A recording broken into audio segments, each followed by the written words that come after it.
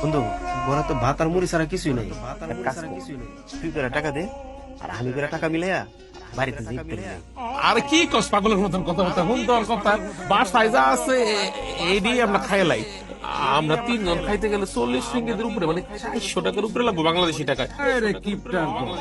টাকার মায়া কইয়া না খায়া থাকবো, বুঝতে পারছি। আচ্ছা ঠিক আছে, আমি টাকা দিতাছি, ইফতারি নিয়ে আয়। আরে দোস্ত তোর কি টাকার কোনো মায়া দেয় না, তুই এমন করছিস? তোর বোনের বিয়া, ভাইয়ের ভবিষ্যৎ এইসব চিন্তা কইরা সারাদিন রোজা রেখে না খায়া থাকো, আবার ইফতারি করতে গেলে টাকার চিন্তা করো। আমি তো এটা বুঝেছি না। আরে দোস্ত আমরা যখন প্রবাসে আইছি চিন্তা দঙ্গ করতি। কথায় আছে না, নিজে বাঁচলে বাপের নাম। আজকে যদি আমরা মরে যাই, আমাকে মা ছাড়া আমাকে লেগার কেউ কানবো না রে, কেউ মনেই রাখবো নাম করে। আমি তো বড় বিবেক বলে একটা কথা আছে না, তো বিবেক না সাপের মতো ভিতরে মধ্যে কেমন দংশন করে, লাড়া দিয়ে উঠে। যখন লাড়া দেয় তো ছোট ভাই বোন গুলার কথা মনে হয়, তো হলো নিজের ধরে রাখতে পারি না দোস্ত।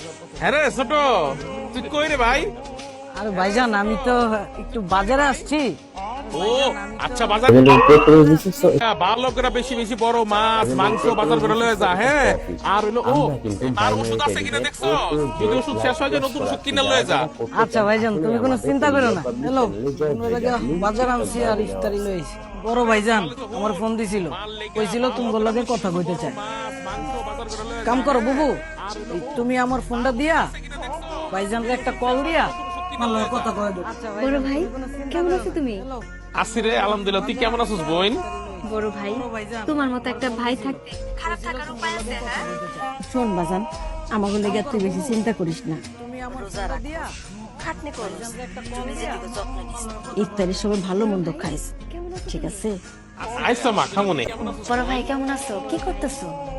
এই যে রে বোন, আজকে বন্ধর দিন তো একটু গৈরাগৈরি করতেছিলাম। তুমি নাকি আজকে কল দিতে কইছিলা, কি জরুরি কথা কইবা? হরে বোন, তোর একটা জরুরি কথা কইতাম আলিমের ব্যাপারে। আরে বোন, ওই হারামি নাকি এলাকার কোন মাইয়া নাকার বউ লাগে নাকি প্রেম করতেছে।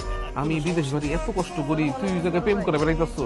আমি 6 বছরে কষ্ট করে যে টাকা পয়সা কামাইছি সব আমি ওর অ্যাকাউন্টে পাঠাইছি। হয় নাকি বিভিন্ন মাইয়া মাইয়া পিছনে টাকা পয়সা উড়াইতেছে।